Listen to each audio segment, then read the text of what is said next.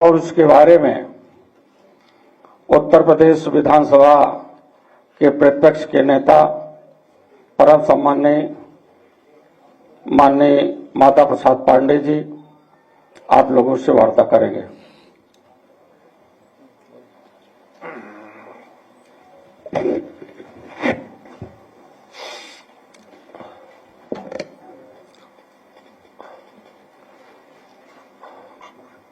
पत्रकार बंधुओं, संभल में जो घटना हुई है उसकी जानकारी सही ढंग से मिल सके, इसलिए राष्ट्रीय अध्यक्ष ने, हमारे राष्ट्रीय अध्यक्ष जी ने एक प्रतिनिधिमंडल का गठन किया था और मेरे नेतृत्व में नहीं आ रही है। अच्छा, वो वहां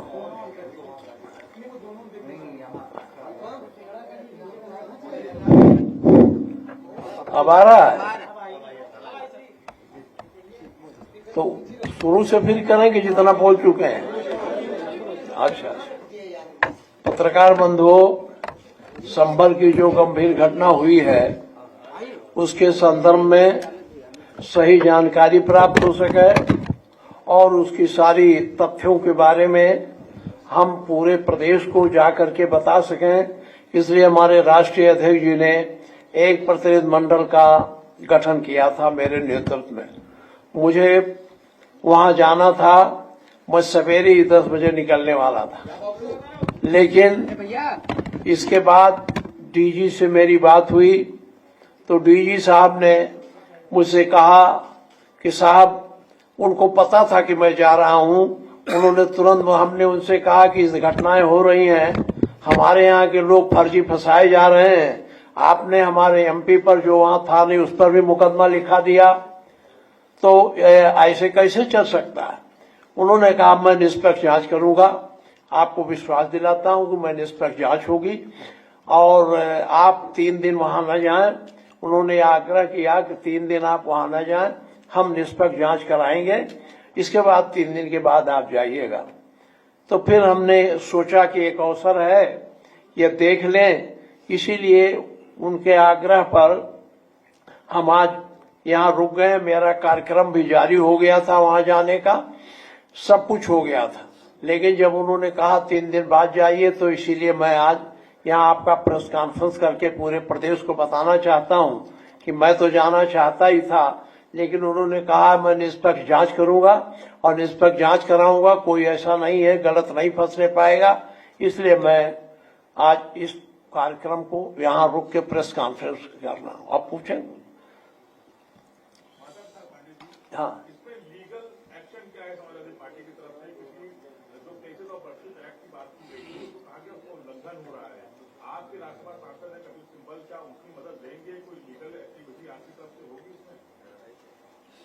जरा जोर से बोल दीजिए, थोड़ा उम्र के नाते कम हो गया है। एक्ट को लेकर हाँ, पार्टी के कई नेता सवाल खड़े कर रहे हैं कि ऐसी घटनाएं क्यों हो रही हैं, मजदूरों को क्यों टारगेट किया जा रहा है, और आपके राज्यसभा सांसद हैं कपिल सिब्बल, हाँ, उनकी मदद लेंगे क्या, कुछ लीगल एक्टिविटी करेंगे इसमें आप? देखिए, ये तो हम लोग, हमारे राष्ट्रीय अध्यक्ष रणनीति बनाएंगे, उसके हिसाब से होगा। अब ये घटनाएं क्यों हो रही हैं, इस तरह से घटनाएं क्यों हो रही है, आप जानते हो। आप ये भी जान लो कि जब यहाँ मंदिर मस्जिद का विवाद चला था तो 1991 में तत्कालीन प्रधानमंत्री बीपी नरसिम्हा राव से अगुवाई वाली कांग्रेस सरकार के कार्यकाल में प्लेसेज ऑफ वर्शिप एक्ट यानी पूजा स्थल का कानून पारित हुआ था। इसमें स्पेशल प्रोविजन में बताया गया था कि इस कानून के मुताबिक 15 अगस्त 1947 से पहले भारत में जिस धर्म की जो पूजा स्थल था उसे किसी दूसरे धर्म के पूजा स्थल में नहीं बदला जा सकता। अगर कोई ऐसा करने का प्रयास करता है तो उसे 3 साल की जेल और जुर्माना हो सकता है। इस कानून में यह भी प्रावधान का कि दूसरे धर्म के कब्जे के सबूत मिलने पर भी कोई कार्रवाई नहीं की जा सकती। हालांकि अयोध्या में राम मंदिर के मामले को इस दायरे से बाहर रखा गया। ये कानून जब ऑलरेडी पहले से मौजूद है तो इस तरह से या तो इस कानून को बदल देते, पार्लियामेंट से कानून को बदल के तब इस तरह की कार्रवाई करते। लेकिन ये किसी बात का, ये अधिनायकवादी सरकार है, इसलिए अपने मनमानी ढंग से काम करती है, न किसी कानून को मानती है न संविधान को मानती है। अपने फायदे को के दृष्टिगत ये सारी कार्रवाई करते हैं, जिसका परिणाम ये संभल का बवाल है।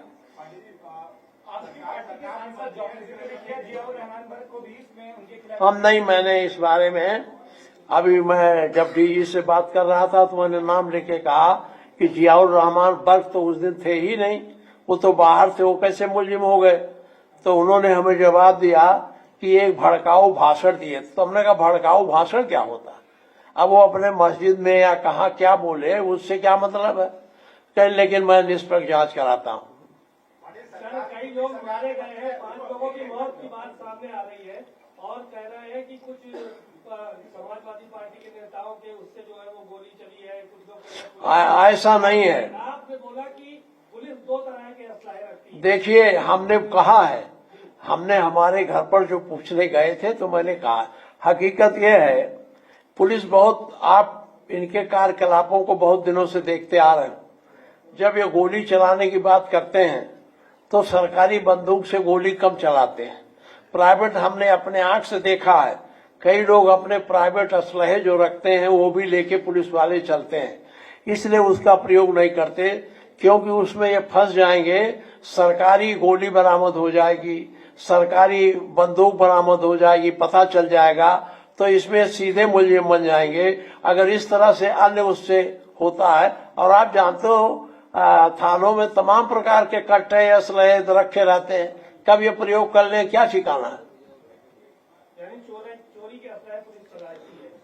अब तो रखती है कि नहीं रखती है, मैं तो इतना कहूंगा कि इनके यहाँ जो कट्टे वगैरह बरामद होते हैं, इनके मालखाने में रखे जाते हैं, जब कभी इन्हें जरूरत होती होगी उसका प्रयोग करते हैं। समाजवादी पार्टी के मौजूदा सांसद और पूर्व विधायक के ऊपर सरकार कह रही है कि भाई इन्हीं लोगों के बीच में वर्चस्व की जंग थी और इन्हीं लोगों के समर्थक आपस में लड़े। नहीं, ऐसा हो सकता है? आप बताएं, दोनों 4 लड़के मारे गए और चारों एक दूसरे को मारेंगे, ये संभव है?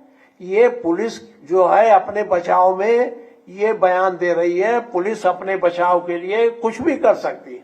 आप अभी चुनाव में आपने देखा होगा, आप लोग गए होंगे, हम तो गए हैं, जहां वोट पड़ रहा था मैंने देखा है। मैं गांव में गया हूं, जिन गांव में जाता था मैं, जिसके घर बैठ जाता था उसके घर रात को एसडीएम पहुंच जाते थे, थानेदार पहुंच जाते थे। तो ये सरकार का लोकतंत्र में विश्वास ही नहीं है, ये लोकतांत्रिक तरीके से काम करते हैं। तो ये जब इनको हो गया था कि ये 19/11/2024 को सिविल जज चंदौसी के यहाँ याचिका दायर की गई। कोर्ट ने दूसरे पक्ष को सुने बिना ही सर्वे करने का आदेश दे दिया और पूरा मुस्लिम समुदाय और मस्जिद के लोग उन्हें कोऑपरेट किए, सहयोग दिए और सर्वेक्षण हो गया। कलेक्टर ने कह दिया आप दोबारा सर्वेक्षण की जरूरत नहीं, जो होना था हो गया, कोर्ट में दाखिल हुआ। फिर कैसे दूसरे 22 नवंबर 24 को फिर कैसे ये करने लगे? अच्छा, उसको करना था तो ये करते, लोगों को बुलाते, समझाते, सीधे 5 बजे पहुंच गए, तो भ्रम की स्थिति तो इन्होंने पैदा की ना।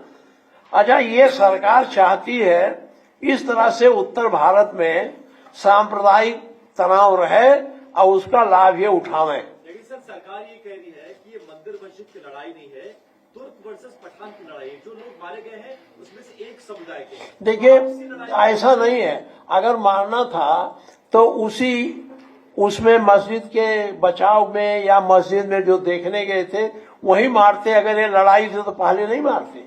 ये पुलिस अपने बचाव के लिए कर रहे हैं, क्योंकि पुलिस बुरी तरह फंसी हुई है और इनकी गोली से इनके मारे हुए लोग हैं वो 4 लोग।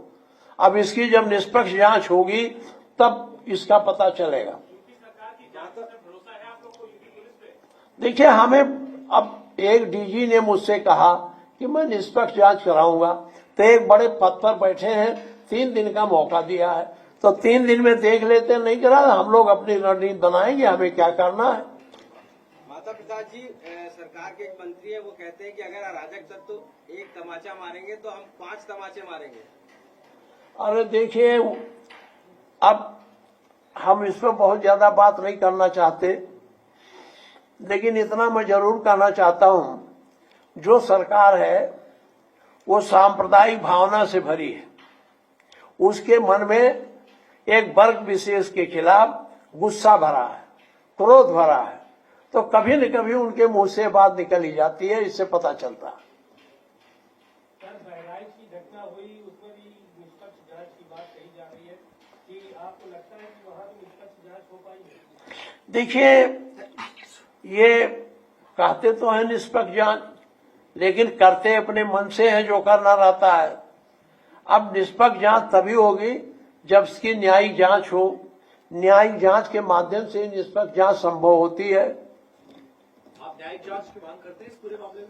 अब देखिए, हमारे राष्ट्रीय अध्यक्ष जी से बात होगी, हम लोग प्रतिनिधिमंडल से जाएंगे, इसका सही रिपोर्ट उनके पास रखेंगे, जैसा वो समझेंगे वैसा। लोकसभा में कई एमपी ने कहा है कि इस मुद्दे को वो चर्चा करना चाहते हैं लोकसभा में। क्या विधानसभा में आप इसे मुद्दा बनाएंगे, आप चर्चा करेंगे और बल पाएंगे?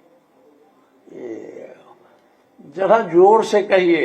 लोकसभा में कई एमपी ने कहा है इस पर चर्चा करना चाहते हैं, वो वैसे ही बोले हैं कि इस पर चर्चा करना। नहीं, हम विधानसभा में इस पर बोलो, हम यही नहीं, हम इस पर भी चर्चा करेंगे, बहराइच पर भी चर्चा करेंगे, गंभीर चर्चा करेंगे, और सरकार को हम बेनकाब कर देंगे असेंबली में, जिस तरह से काम कर रहे हैं, जिस तरह से घटनाएं हो रही। आखिर ये बताओ, ये सारी घटनाएं उत्तरी भारत में क्यों हो रही, क्यों उत्तर प्रदेश में हो रही और प्रदेश में नहीं हो रही?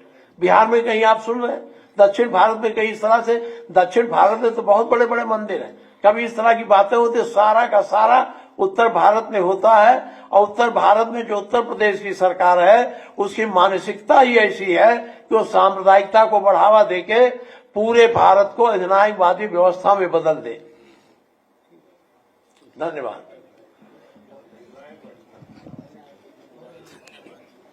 क्या पूछना है कोई?